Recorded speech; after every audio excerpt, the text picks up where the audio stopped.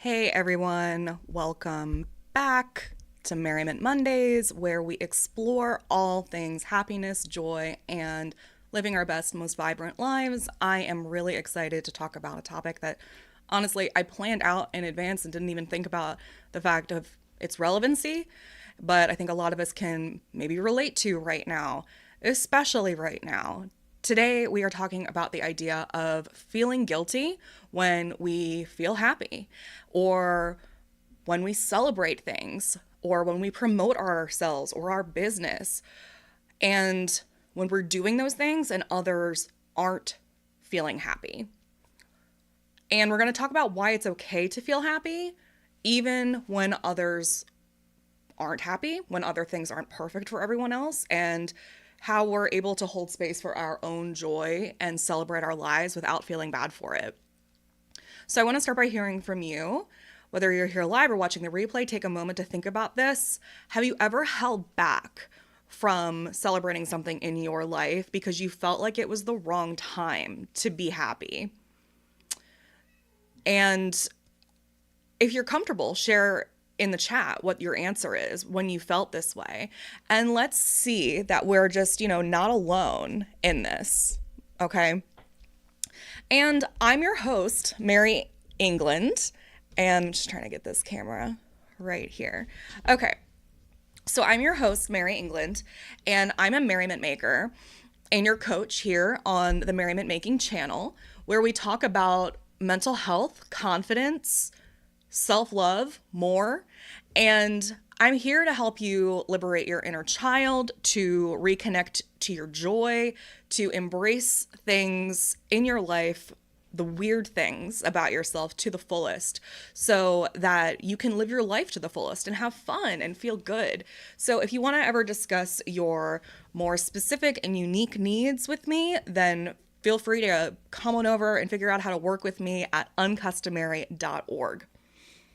I've also got a lot more classes, trainings, pep talks, good news texts, happy mail, podcast episodes, printables, books, workbooks, decks, an inspiration hotline, and my memberships that encompass all of these offerings. And the links, of course, are below, but you can also just go at uncustomary.org. And I'm on social media on mostly Instagram and Facebook, but you can find me at Merriment Maker. And while we're at it, make sure you subscribe to my channel here and get that notification bell clicked so you never miss an update. And I go live every other Monday pretty much. And you can ask me questions while you're here live and basically get free coaching. Okay, so let's get into today's topic. So I know for myself, there have been plenty of times where I've wanted to celebrate something, but I've stopped myself. And maybe some of you can relate to this feeling. It feels like inappropriate, or even just the feeling of wanting to save something for later. Maybe it's not even necessarily in the wake of a tragedy or because someone else isn't feeling the way that you are, or something like that. It's like you just don't want to do it for yourself. It's this feeling of, I don't know, I'm just going to keep waiting to celebrate. So there's a lot of reasons why we don't celebrate at all. And there's this thought that you might have that's like, how can I celebrate this at all? Like when I'm the thing that I have, how can I be grateful for this thing that I have when other people don't have this? Or isn't it selfish for me to make a fuss over my happiness when others are struggling? It's kind of like, is this like running through a cancer ward screaming, I don't have cancer, I'm alive? Like, is that what this is? And I want you to try this with me right now. Think of one reason that you might be holding back from celebrating your life. Is it that there could be a lot of reasons. Is the thing that you're not wearing or not using or not waiting to celebrate because you think that you have a lot of time, or that you are taking it for granted? Is it that you are waiting for the right, exact, perfect circumstances? Is it that you were told that it was improper or inappropriate or unprofessional to do so? Is it that you are surrounded by people who are constantly in chaos and drama, and it doesn't feel, whether it's from your own internal feelings of being like, this doesn't feel right to showcase my joy in front of them, or they have told you point blank, like, I don't like it when you are happy around me. I'm going through something. This needs to be about me, right? So write that down. And if you'd like, you can also put that in the chat and we can see what comes up for us. It's helpful to understand and know that we're not alone in these feelings, and that most of these feelings that we have in general in life are universal. And a lot of us were taught that celebrating ourselves is showing off, that self-love in general, one of the reasons that we push back from that in general is that it's showing off, it's narcissistic, it's not polite, and also that joy needs to be earned, right? And what is that? Like, at what point is it earned? At what point is it enough? At what point have you done enough to celebrate? And the truth is that that's not the whole story.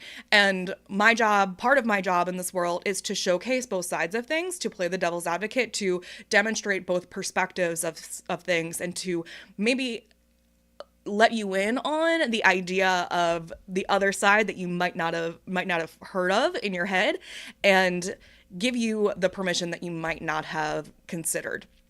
So let's try a quick visualization. Imagine a world where no one ever celebrated. Well, okay, let's try this. Imagine a world where no one ever celebrated. Like, we just all decided, okay, I'll only celebrate if there's no suffering anywhere.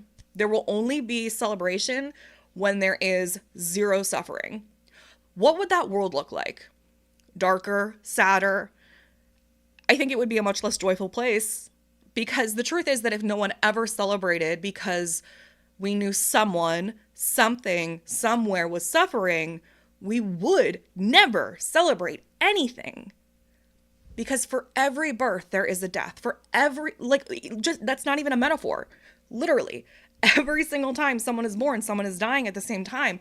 And that means that when we are experiencing this joy of a baby being born, that's usually an exciting thing. I'd say 99.9% of the time, most people are excited about that. This birth miracle of life thing that we're talking about, we're excited to watch. The people who are dying, 99% of the time, we are mourning that. It is a thing that we're like, oh no, we don't want that. It's affecting, we're grasping on to that feeling. We're like, I don't want that to leave, right? And in life, that is also a metaphor. We can't have joy without pain. We can't have black without white. We can't have any understanding of anything without the other side. There is no joy without fear, pleasure without pain.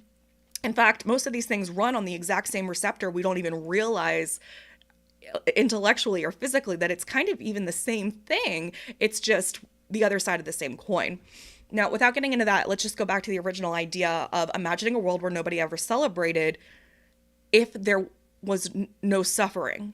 So the reality is that as long as there continues to be the world in which we understand it today, I'm not even talking about more bigger issues of war and things that maybe could theoretically be prevented, right? I'm talking about just pain. Hurting yourself on a knife when you're cooking, or watching having your dog die. Those things are going to create pain in your life. And as long as we understand that those are things that are inevitable, because every time we express love, every time that we are vulnerable to something, every time that we exist in this world, we are putting ourselves in the way of pain and suffering. And that is just a constant. So if we do that, and then we say, we're just alive and we understand that this is a thing, then there would be no way to stop celebrating. Because if you say that you can't celebrate because other people are suffering, you have removed celebrating from the table. That's what I'm trying to say. It's irrational, is what I'm trying to say. It is irrational to stop celebrating because someone somewhere is suffering, because it will always be the case. And maybe you can do that in micro spaces. Like, you can be with an individual and notice that they are going through something, and instead of being like, hey, guess what's happening? Like, this is what's going on for me. You know, that's an interesting, you know, that's a dynamic that you can navigate individually on a micro level. But when we get into spaces where we say, like, well, no, this is what's going on in our nation, in our state, in this is a national day of da da da, of mourning, of loss, of, you know, are you aware of what's happening in every other culture, in every other society, in every other part of the world? Because I'm gonna be maybe potentially provocative here and suggest that if you're not, then you can continue to celebrate everything else that you have going on as per usual. You are allowed to mourn whatever it is that you want, whenever it is that you want, as it feels right to you. That is not what I'm saying. I'm not intending to take away any other feelings or any other activities or any other grief processes that we have for ourselves, but to feel obligated, to feel as though we cannot live in a way that feels natural and organic to us because we feel pressured into not doing something or to doing something, whether it's to not celebrate and to grieve, to be appropriate in a situation that we, whether we agree with or not, is irrational. Because it's like you have to be consistent across the board when you do something. You know what I mean? If you're going to say that this is not okay, then you also have to say that this is not okay for everyone else in the world. And what happens is we develop this very like narrow-minded sense of what's happening very close to us. And that comes to us from a sense of geography most of the time, which is developed from our circle of friends, but also social media. And I just want to remind you that there are so many ways to live. There are so many types of people. There are so many different cultures. And there is no right or wrong. And also, if you take away the joy from your life, if you take away anything that you're doing, you are removing the aspect of you being a human. Do what feels right as it feels right, and continue doing that. Removing pressure from yourself to be, this is something we talked about in the Embrace Your Weird episode. The pressure to be professional, the pressure to be appropriate, the pressure to be adult. These are all constructs that we created to kind of make ourselves fall in line, to make ourselves feel constrained, to cage us, and to make sure that we were able to be measured. And all of these things are abstract. All of them don't really mean anything. Appropriate varies by the situation. So if you're ever feeling like this is not appropriate, ask yourself who you're doing it for. Appropriate for who? Who are you worrying is going to judge you? Because at the end of the day, that's really what it comes down to. If you're not celebrating something, if you're not feeling happy, if you're not feeling safe to feel happy, that's a big thing. Are you feeling safe to be happy? Who are you worried is going to judge you for that?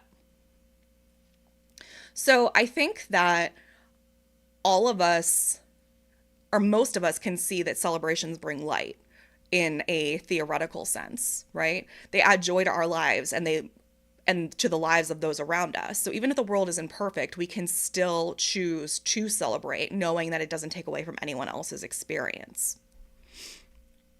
And the next thing I want to talk about is joy as service.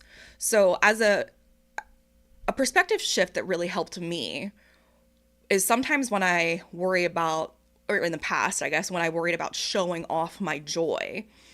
You know, I think social media is a really good example of this. Like, a lot of people will stop being interested in you if you were somebody who was in a state of chaos and drama and had a lot of problems, and then you start posting about your successes. You start posting about evolution. You start posting about how you are enjoying your life now. And obviously social media is curated, and the thing is that it was curated before as well too, but sometimes we curate it to showcase the drama. And there are things that are not posted, like I'm never going to post really if I'm like crying, because I don't really know what that is going to help with anything. I don't really I look at social media at this point as not just part of my job, but an act of service. Like if I'm not really going to post unless I hopefully feel that it is bringing a sense of inspiration or a sense of humor or a sense of education to, or resource to the thing that I'm posting. And I think that that can help you too, just as a side note. But sometimes when I worry that I'm showing off my joy, I remind myself that sharing happiness can actually inspire others. It's not boastful, but it's a way of spreading hope. I've thought about how when I've been in situations where I have felt like not the way that I do now. You know, years ago, feeling depressed, feeling like there's no way that I'm ever going to get to whatever point, right? Like whether that's with business, with money, with relationships, with body, with whatever, right? Whatever mark that I was like thinking about in the future, and following people on social media or just looking at things and seeing these benchmarks, seeing these things that they had achieved, and being like having these dual feelings at once. Feeling like, wow, one, that is possible, but also feeling like I don't really care that you did that either. I do I'm like angry, I'm jealous, right? You get that feeling of like, ugh, is there anything bad going on in your life either? And I understand that that is something that we feel, especially the more I think the more upset we are in our own lives, the more like we want to feel that commiseration with others. But again, there was that dual other part of me that was thinking like, okay, so I see that that's a thing that I want. And remember that anger and jealousy are activators. They're things that if you understand them right, they're things that tell you what it is that you want. They're things that are like, okay, so I see that. I'm angry that I don't have it. I'm jealous that I don't have it. That's something that I want. So that just means it goes on your list and you figure out exactly how to get that for yourself. So you can take a moment for yourself to think about a time when somebody else's joy maybe lifted you up. And maybe it wasn't like them posting like, hey, I went to Barbados or something like that. Maybe it was the fact that they went through a process. Maybe it was the fact that they went through something and came out the other end. Maybe it was the fact that they were honest along the way and showcased the fact that they had a struggle and achieved it anyway. And maybe it was like, you know how I share Merriment memes and like good news and positivity and stuff. Maybe it's like showcasing joy throughout the world can, I think, create a mood lift as well. So think about that for yourself right now. Can you think of a specific person or experience where their happiness, just by being them or even posting something from a third party, has helped to make you feel better or even lighten your mood just a little bit? And if you have a memory like that, you can drop a sentence or something about that in the chat. Maybe it was a friend, a family member, or somebody that you follow on social media. And it's amazing how someone else's joy can have a ripple effect. It's kind of like being out in the world and you see, you know, the drudges of people. And I always see people dressed in gray and black and khaki and, you know, just like neutral colors, especially now. And I notice the way, as soon as I see someone dressed in color, I'm immediately drawn to them just because of the decision that they made. But then I notice that we always will smile at each other, and we can just see like we made a conscious decision today and we're probably a little weird. And it happens also with people with alternative hair colors too. We always talk to each other. It's very interesting. But I think that that is an interesting way of just like, oh, like it's like literally a bright spot in the day. And their decisions too. It's not just showcasing happiness. It's being who you are. It's letting yourself be exactly how you are and letting that have the potential to lift someone else up. And when we're in a time of darkness, showcasing something happy can be the thing that we need to help others get up. You know, like if we're all low, or at least saying that we're low, if no one is being a beacon of light, then we're never going to be able to find the people that can help us get up out of the mud. Lydia said, it's not so much that I feel guilty, it's more that I feel unable. Okay, so today's topic is about feeling guilty for being happy, but at the end, we can talk about that, okay? So, another common reason for celebrating guilt, for celebration guilt, I'll say, is that we are feeling like we are going overboard or creating too much waste. All right, so I totally get this, and we might worry that if we celebrate every little thing, the big moments won't feel as special.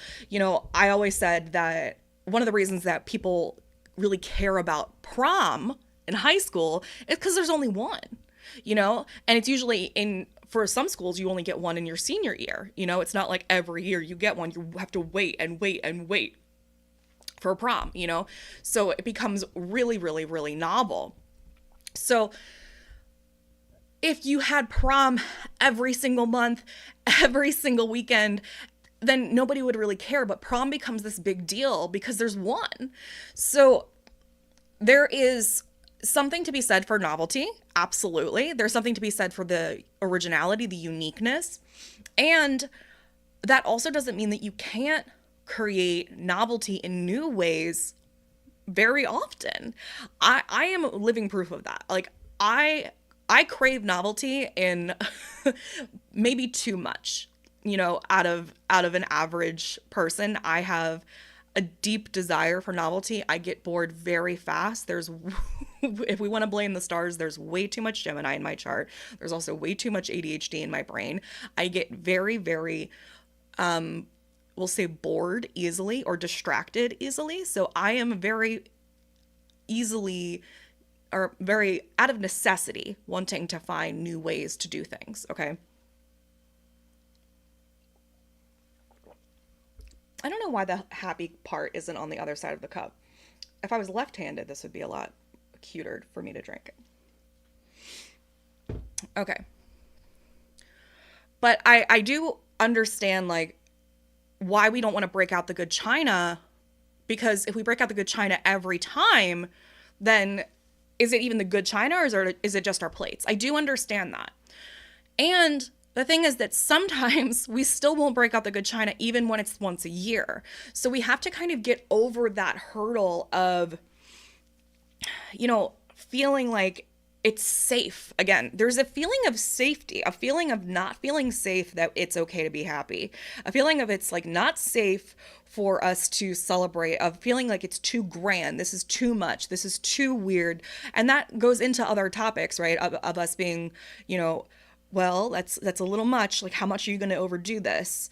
And other factors are the people that you're hanging out with, are the people that you're surrounding with. Is it family induced cynicism or criticism from your childhood that's telling you this is not how we do things here. That's too extravagant, that's too wasteful, da da da, like whatever the feeling is that's been told in you.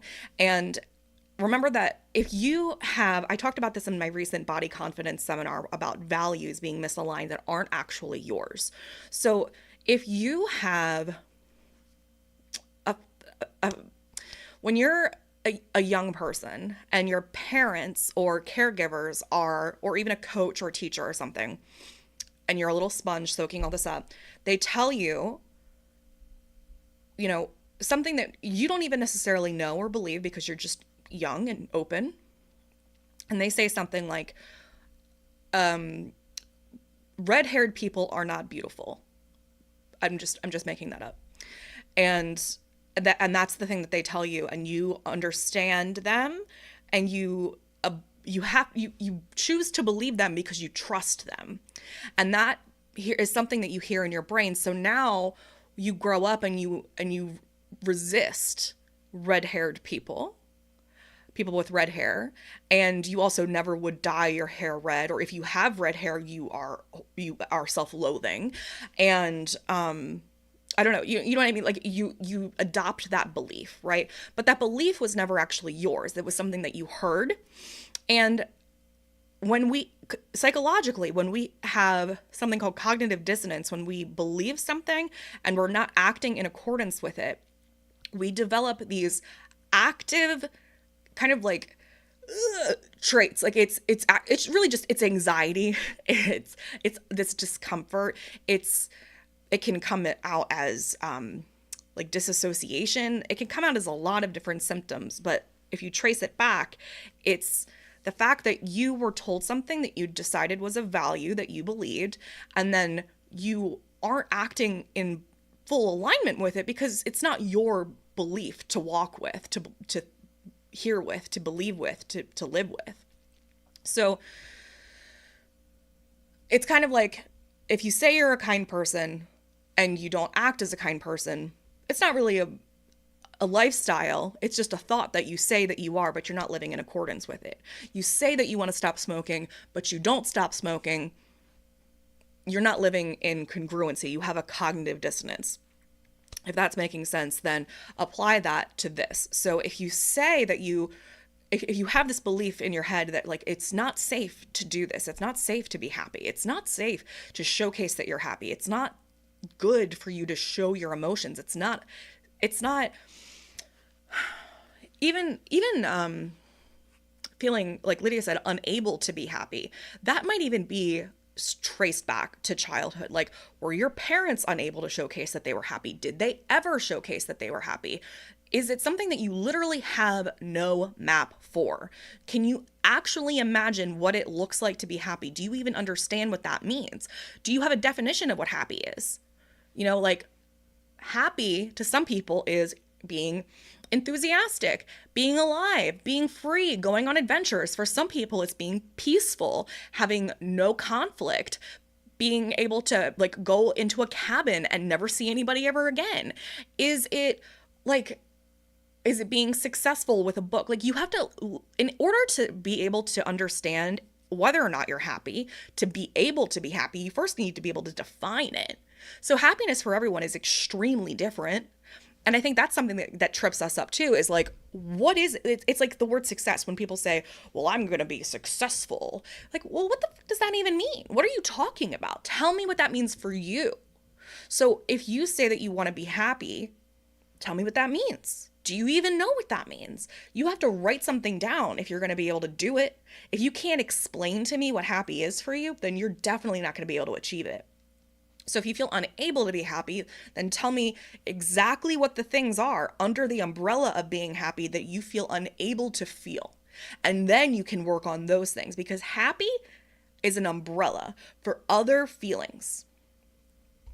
So going back to celebrating without guilt and without waste, we don't want to, I don't ever want to say overdo it, but there is, like I said, something about novelty that is relevant to us. And something that you can explore is to start doing things, the small steps. So what's one small way that you can start to celebrate without any guilt? Like something simple.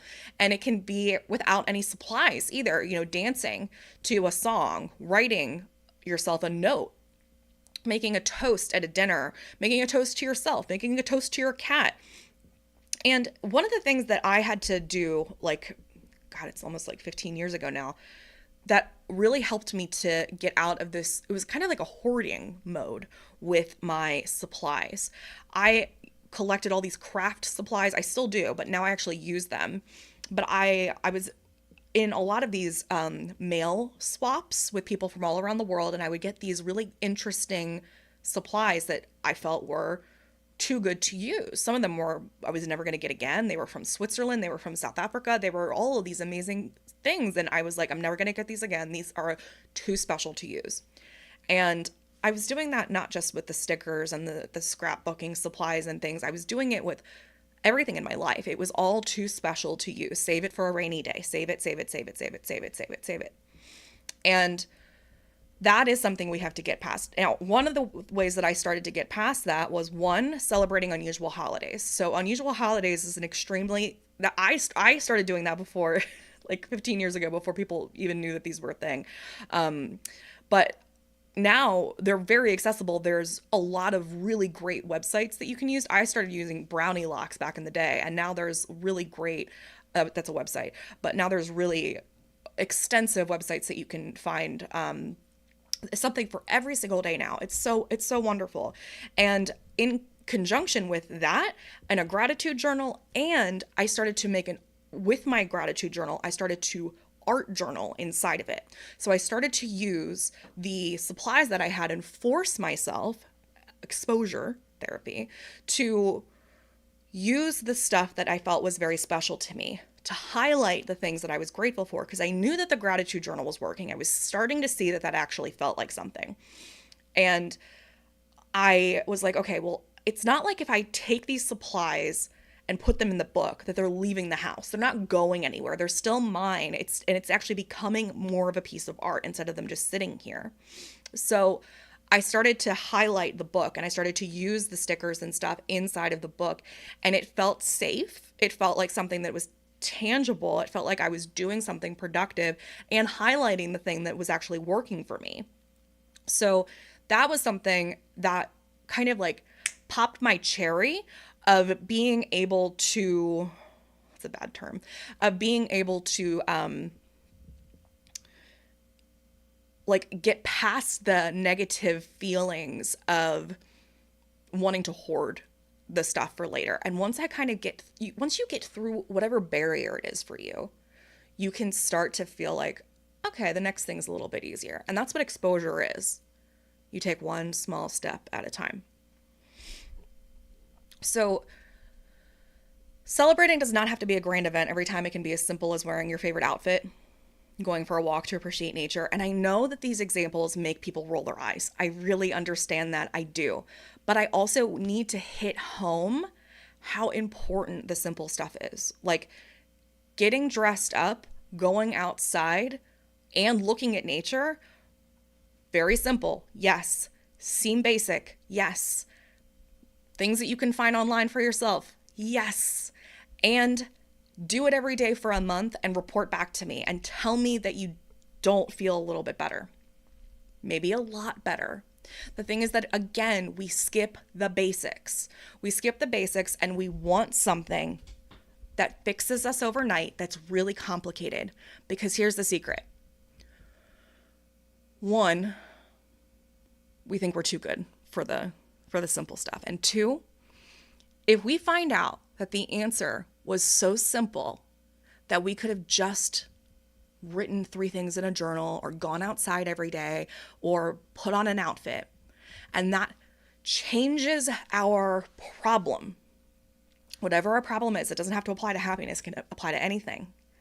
If we find out that we are the solution to our problem, that we have the capacity to fix our problem without tools or money or a doctor or a fancy diagnosis that like isn't a crazy thing that that's like super rare and is unique to us and no one else has it, and we're like, I can't believe this is the thing the whole time, you know? If we find out that the solution to our joy is doing something simple, then we have to face the facts that we were the problem. We have to face the facts that we weren't waiting for a savior to fix us. We weren't waiting for a unique diagnosis or a rare medication to be created to make us the unique thing. We have to face the facts that we also kind of contributed to this problem by not contributing to the solution. So it's a very weird, powerful thing to understand that the simple parts are very important. People do not become experts by stopping the basics. Every time I do workshops, I watch the gallery view, and whenever I say things like gratitude journal or affirmations or tapping or getting dressed up, I watch eyes roll back. And I also ask, don't knock it till you try it. Do it every day for a month and report back to me, and then see if you roll your eyes. So, the next section and the last section. Celebrating is worth it even when life is hard. So, I know that there's a lot happening in the world, but there's always a lot happening in the world. That was my point earlier, that there's always something happening for someone, somewhere, all the time. And the news can be overwhelming, and the thought of feeling happy can feel wrong. But I believe that if we pause our lives every time the news happens, every time something bad happens, we are not honoring the life that we have been given. I want you to think about someone you've lost. I want you to think about death in general. I want you to think about, first, let's just think about that. Someone that you've lost, would they want you to stop being happy if you feel like you can be happy because something else has happened in the world? Again, if you feel that you need to feel sad about something, feel sad about that thing. But imagine just like being happy, wanting to feel happy, and then something bad is happening somewhere else, and you are like, oh, gotta stop. Not allowed to talk about this, not allowed to share my news, not allowed to be happy, gotta do that. What would your grandma say? What would your mom say?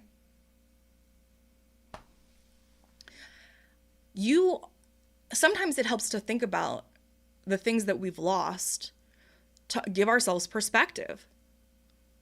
It's not worth it. We have such a short time. And we do really need to honor our own mortality. We need to honor the life that we have been given.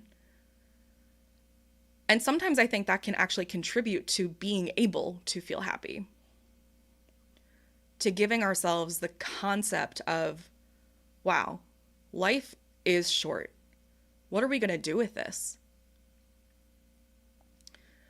And when all else fails, go back to gratitude at the very, very first thing. Like when you feel like crap, go back to gratitude. And we can do that right now. Think of one thing you have in your life that you're really grateful for, even if it's something small. Maybe it's your health, a friendship with somebody, a blanket. You can share it in the chat. And notice how gratitude shifts your focus. It goes from what you don't have, what you're lacking, to what you do have. And remember that gratitude, by definition here, is an act of comparison. It's an understanding that you either have something that you didn't used to, you have something that's better than you didn't used to have, a different version, an upgraded version, or you're acknowledging the fact that someone somewhere doesn't have what you have right now. So that in itself is acknowledging that the world is heavy, that your life is heavy, everything is heavy. There will always be suffering, and you are allowed to feel happy. And if the fact that there is suffering is what is contributing to your unhappiness, then I encourage you to go through the advocacy, kindness, Operation Merriment, justice-based modules and masterclasses inside of my membership groups and get your ass on the line to do something about it. Because again, that's where your values aren't meeting up with your integrity of your actions. So if you say that you want to contribute to the world and you see something that isn't aligning with your values, your irritation, your anger is creating a disruption in your heart, and you're like, oh, that's not right, I want to change it, but then you do nothing to change it and you just sit on the couch and complain, or you watch the news, or you just post fear-mongering memes, you're not really doing anything to contribute. So if that's something that's contributing to your unhappiness so that you feel like you can't get happy or celebrate, then put your money where your mouth is and learn how to become an activist, learn how to spread joy, to spread kindness, to create guerrilla art, to go on Operation Merriment missions, to be an advocate for the thing that is important to you. And if those are resources that you need, there are masterclasses in the Feel Good Troop, and there are full modules in the Merriment Making membership. And you can find those resources at uncustomary.org. But gratitude will always shift our focus. And understanding that it's not what you lack, it's what you have, is extremely important. And yeah, okay, so let's look at these questions here. Oh, before I do that, while I'm talking about the memberships, and before I give you like your homework and your affirmations, I want to remind you about the Feel Good Troop because it's on sale this week. So if you aren't in any of my membership groups and you're loving what we're talking about today, and you're ready for more support, connection, personal growth, the Feel Good Troop is a good place to start. It's a community where we go into the topics that we're talking about here on the YouTube channel, and every month you get Q&A coaching, so you can talk to me and get direct access to me. There's fun activities, there's Merriment in there, and it's affordable. So this is not the VIP option of the Merriment makers. You're not getting all the bells and whistles, but it's very affordable, and there are 50 masterclasses in there. So the Merriment Makers has everything the Feel Good Troop has, plus way, way more. But the Feel Good Troop has like the meat of the Merriment making method in it, okay? And it's on sale 20% off for your first month until Wednesday.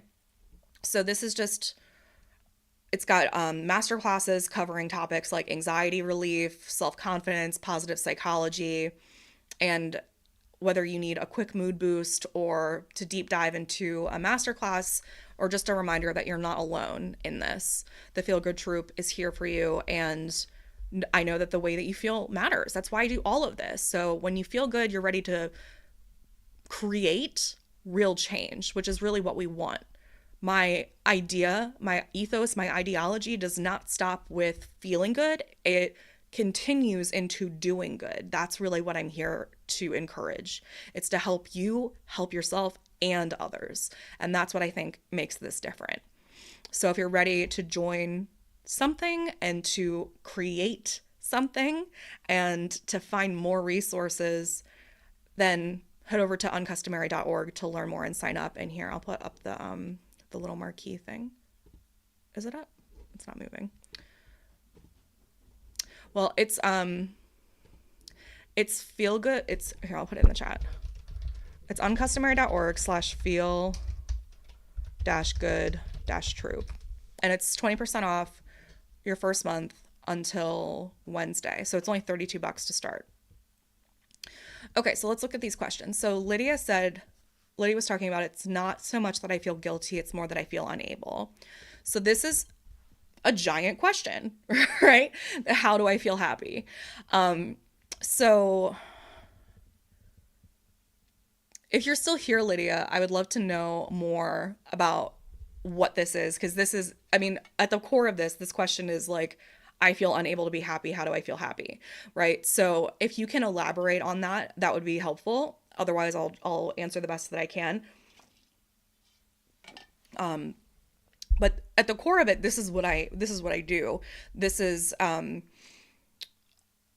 would recommend going through, Lydia is actually, if this is the same Lydia, this is the Lydia that you are in the Merriment Makers, I believe. So, I have a self-love course, the original e-course. So I would try checking that out first, Lydia, and going into those resources under the Radical Self-Love module. I just redid it, and there's all of these different interviews with different people from different perspectives. It goes through like the science of happiness, into self-esteem, into, I mean, all of the basic pillars of what I believe happiness consists of. But at the core, again, first, I think you need to define, like, what is happiness for you? Is it having fun and going on adventures? Is it connection? Like, I think also whenever we feel unable to do something, you have to be able to first figure out like what's bothering you, right? So figure out your no.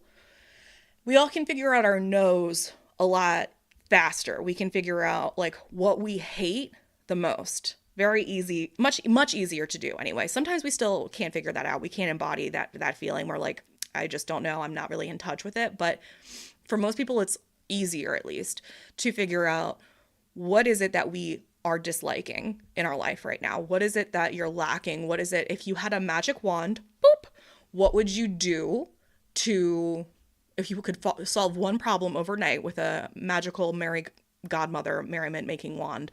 What would you fix? So that's the first question.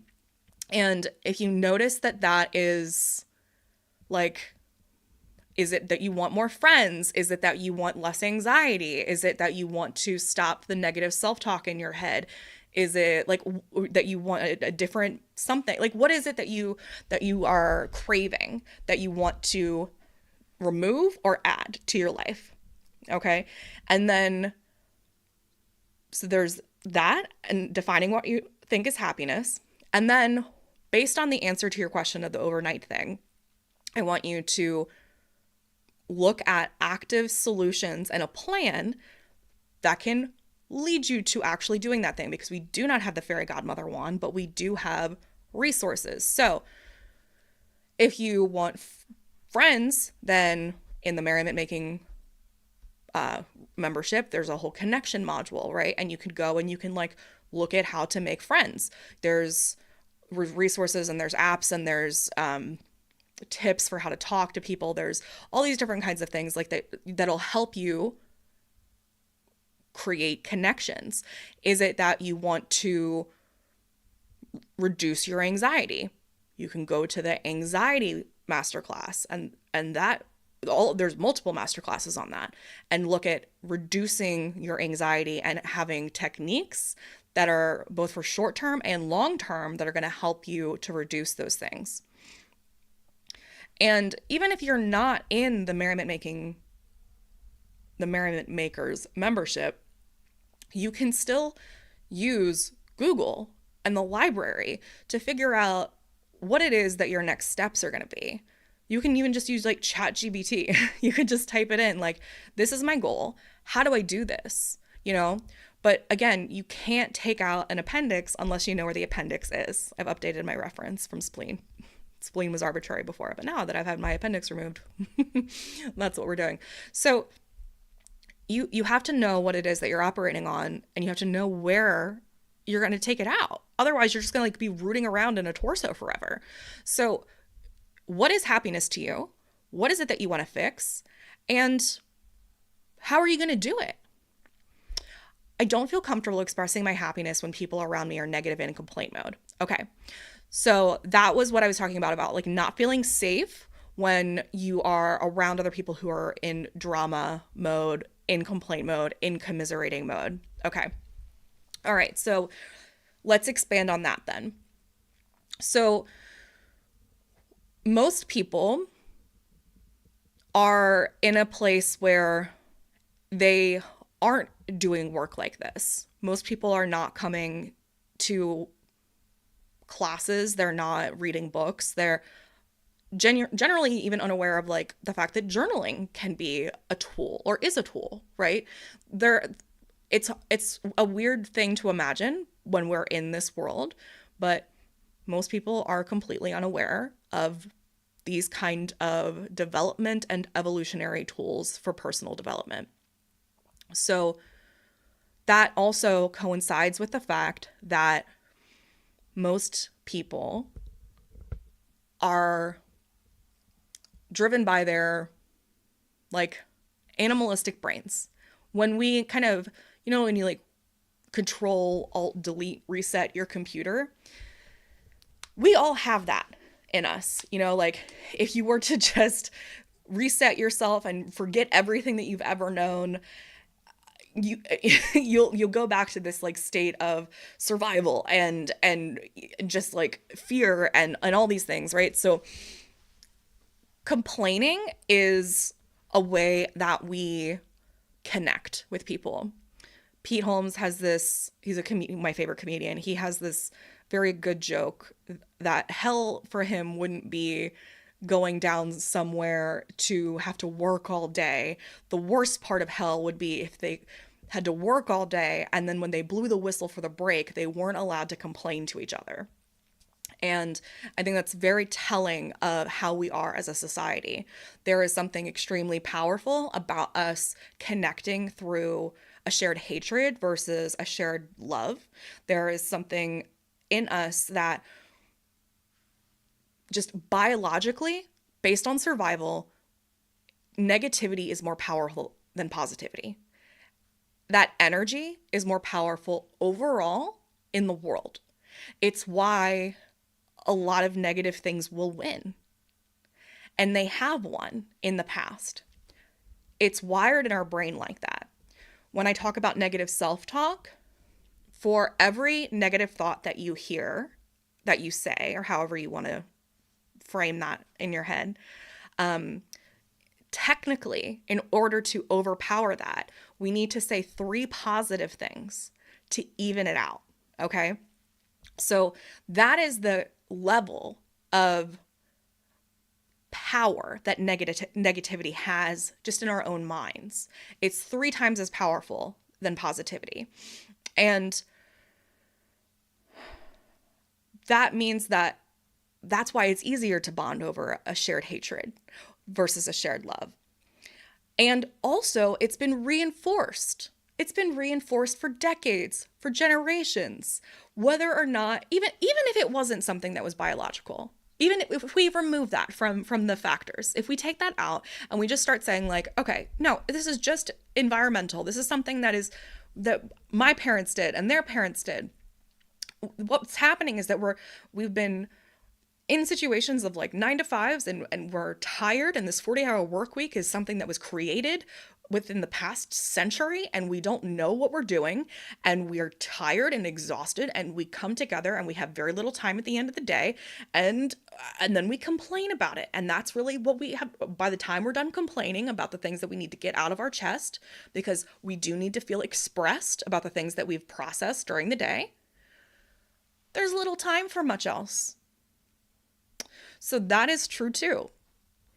And then we also will try to medicate maybe those feelings that we need to process. And if we don't have people that we have to process them around, we'll medicate with them instead of processing with them. There's multiple reasons that these things happen. So what do we do instead? Instead, we select a new company,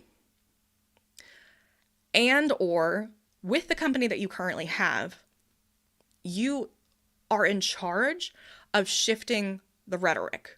You are in charge of the tone. You are in charge of the energy. You are in charge of the dialogue. Meaning, people start complaining, you shift the topic. And you don't have to be a bitch about it. You can just be like, so I tell everybody when they go home for like the holidays, and people will start bringing up X, Y, and Z that they don't want to talk about. You go home armed with all of the good news that I send you in your good news text. Like, you have it on your phone, and you just say, oh, did you hear that smoking is down in teens for the first time? It's hard to argue with a fact of good news. You have the link to back it up, right? So you have this research, you have these facts, and every time somebody starts to veer off into a negative complaining space, you shift it back to something true, accurate, positive, reminding people of their faith in humanity, reminding people of the good. And this is where we're actually getting back into this topic here of today, of celebrating, of being happy on purpose and sharing it and spreading it and using that as fuel to help other people up. So if other people are complaining about their thing, it maybe this shift isn't the first step to talk about your thing. Maybe the first step is like neutrality, of getting them to feel like it's safe to talk about something positive in the first place. So maybe that is talking about good news that is from a third party. So I mean, I'm doing this because I'm like thinking about like my phone, that I have this service that, whether if you're in the Merriment makers, you get it as part of your membership, but you can also subscribe to it a la carte, good news texts. So you get a text every day that has an icon here. Can I even show you on my phone, or is that gonna like, you can kind of see it. So like there's like an image every day, and then there's a story from the good news, from like a good news source, and a link if you want to investigate more. So you can sign up for that at uncustomary.org/texts, or you can just get a membership and get all of the amazing things. So maybe it's about shifting it into a neutral space so that everybody feels like It's more common. It's natural for us to talk about positive stuff. If you are in a situation, if you are in an environment, if you are around people who have only been taught, only been shown, only had a template for talking negatively, for complaining, introducing your positivity into it is going to be daunting, and it might look like you're being proud. It might look like something that is negative in a different way to them, and they're just going to complain about that too. So maybe it's about us as merriment makers looking at that nuance and being the quote bigger person and introducing something in a more psychologically sound, grounded format. So we're like, okay, I understand where these people are coming from. I get that. So it's my job as a merriment maker, the way that I'm going to spread joy is by coming in here and saying, like, yeah, okay. I mean, they're probably not ready to hear my news yet, but I can help them understand that the world is good. And I'm just going to start spreading little things in here. I'm going to start telling them good stuff about the world. And maybe you can customize it to them. And yeah, that's a lot more work. It's a lot more work. It is probably a lot easier to find people who are already on your level. And that is up to you to do. And we won't ever help other people feel good if we don't do the extra work either. So, I don't know. It's up to you. It's up to you how you want to do it. But I think that's probably a pretty good idea for how to infiltrate the commiseration space of focusing on a third party aspect and then being like, yeah, and then kind of creating it to be a more normal thing. Like I think about how in Baltimore, whenever we put up like a piece of street art in a very bleak place in a neighborhood that's not used to that, it gets attacked, it gets knocked down, and it's like, yeah, because there's nothing else going on here. It looks like a siren of just like, why, who did this? This is audaciously ridiculous. Why would you take money that we don't have and you would spend your time and money and effort on this and then put it in our street? That's insane to them. Like that's insane. It doesn't make any sense. And what's weird gets attacked, right? That's how we are. There's a tribe. Is it right? I don't know. But it's what happens. We have this tribe-like mind that what's foreign gets attention at the very least. So if you have this very like distraught street and then you have this rainbow box, it's going to get looked at for sure. So if you have a room full of people who are frowning and complaining and commiserating, and then you walk in trying to be like, hello, oh my God, can you believe how amazing the world is? You are the rainbow box on the impoverished street, okay? And if that box gets defamed or destroyed or removed, I don't blame that happened. What needs to happen is that we put a box on every street, and also that we address basic needs so that people don't feel, that's a whole other issue. But if there was a box on every street, it wouldn't be that weird, right? It wouldn't be weird that there was street art on every street. It would be normal. And if there's someone positive in every group, it becomes normal. And if there's positivity that comes every time everyone meets, also normal. So it needs to become the standard, the new standard, that you are welcoming people to rise to your energy. You don't meet them down here, you invite them to meet you up here. That's what's happening. And as a merriment maker, that's your job. Your job is to, you do not have to go anywhere you do not want to go. You do not have to be friends with anybody you don't want to be friends with. And communication, spreading joy, it is a job. It is a job. And if you want to like invite them to meet you up here, maybe it's going to take a little bit more effort. And keeping your vibration high, also a little bit more effort. But when you do that, when you refuse to drop to their level of energy, then they kind of like It's very strange if you try it. People really don't have a choice but to meet you up here. And if they are so uncomfortable that they can't, and they're so stubborn that they won't, they will actually most likely exit the space instead of rising to the energy. So try it. Try that. If this is your issue, for anybody that's listening, about being in a space with people where you don't feel safe to celebrate, to express your happiness because everyone is in the negative complaining mode, try that. Try shifting your energy up, inviting other people to discuss outside activities, outside issues, good news outside of your group, and basing that in foundation of logic and research and facts. And you can start by like just going to good news based sites, following sites like Global Positive News on Instagram, and just start there and just be like, oh my God, can you believe all this good stuff? Wow. And inviting them into this world too, inviting them into your gratitude practice. There is no reason that they can't be a part of this as well. No reason at all. Okay.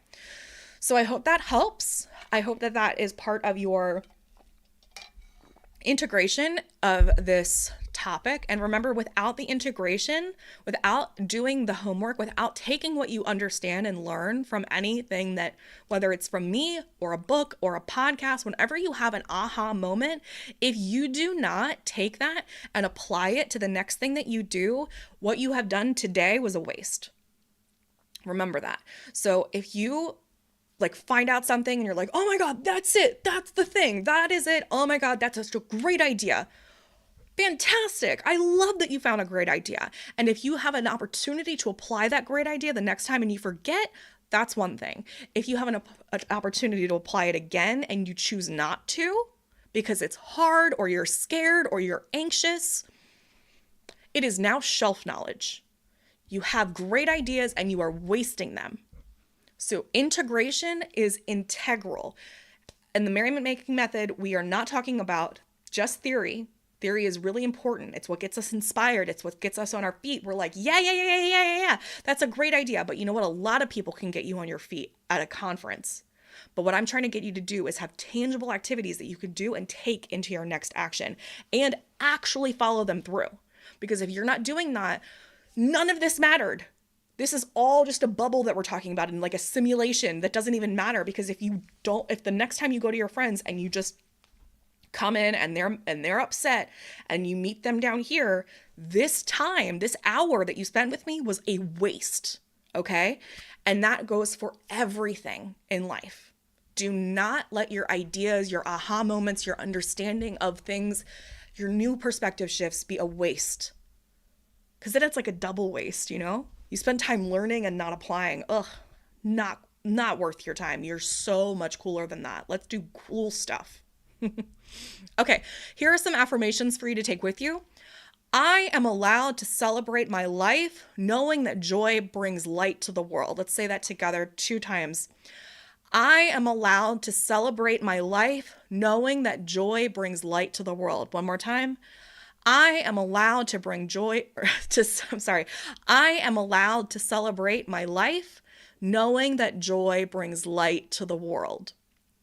All right. And the next one, I honor both my empathy for others and my right to feel good about my own accomplishments. Let's say that together. I'm going to put them in the chat. I honor both my empathy for others and my right to feel good about my own accomplishments. One more time. I honor both my empathy for others and my right to feel good about my own accomplishments. Here is your homework moving forward. So 1, start a celebration jar. Write down small wins. Again, small is a word that I use to kind of get you to understand that it doesn't need to be something that goes on a Hallmark card, but I don't really believe in small, okay? Everything matters.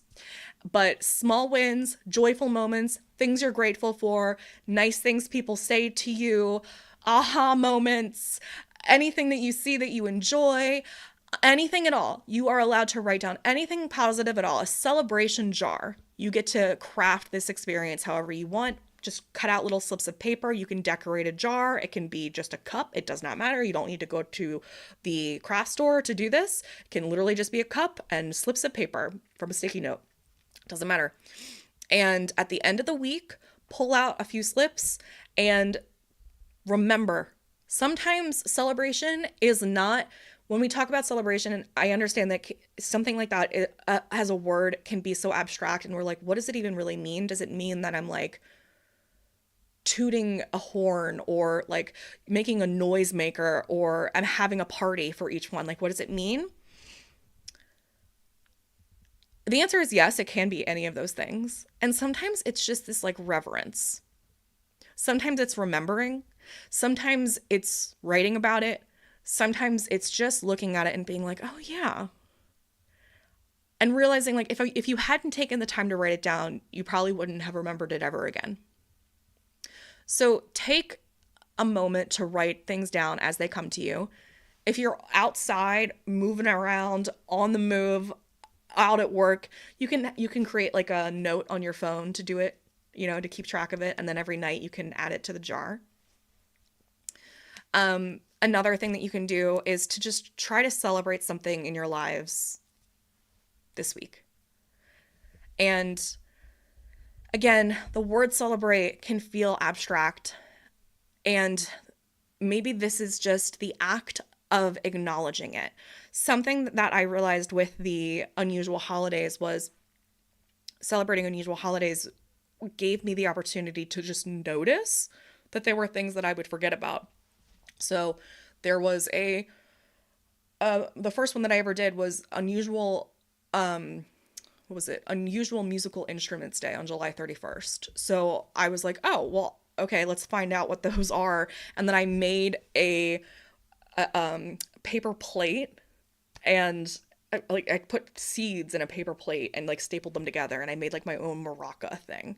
Okay, so it depends on what the topic is, on how you celebrate it, but if you're celebrating Margarita Day, you can go have a margarita and like cheers with your friends. If you're celebrating, if it's a food thing, it's pretty easy about how you celebrate it, but obviously you could make something more elaborate. Like instead of just having hot cocoa, you could make like a hot cocoa bar, right? And if you're celebrating Sock Day, you could put on socks, you could take a photo shoot of your socks. There's a lot of different ideas on how to do something, but the idea is just noticing it, I think. Remembering it, being aware of it, and understanding that you're not taking it for granted. And that focus on these individual days kind of gives you this, like, again, reverence. Like, oh yeah, I forgot. Like, I probably would have not thought about kaleidoscopes again for a very long time if I hadn't had Kaleidoscope Day come up. So you can also create your own days. You can use your gratitude journal or your celebration jar to be like, yeah, I think I am really grateful for, my niece, and maybe I would like to invite them over to cook them a nice meal. Or we can go out to lunch, and that's how I'll celebrate with them. Or I'll call them on the phone and have a conversation. Haven't done that in a while. Or I'll call them to tell them my news. That's a way I can celebrate.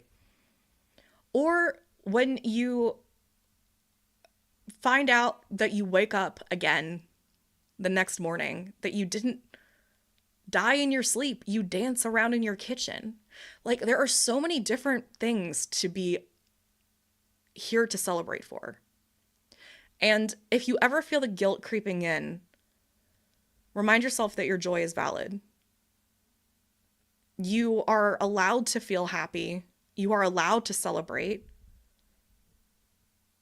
If you can think of somebody in your life that you're like, they deserve it, they should be celebrating, good for them. You're no different than them. And also, I think that faking it till you make it is absolutely a thing.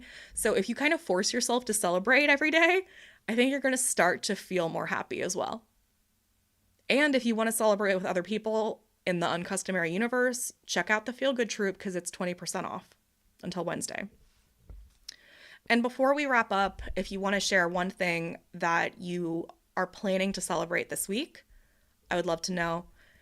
And I just want to thank you for being here, for showing up for yourselves, and for making space for joy, because that's the very first thing.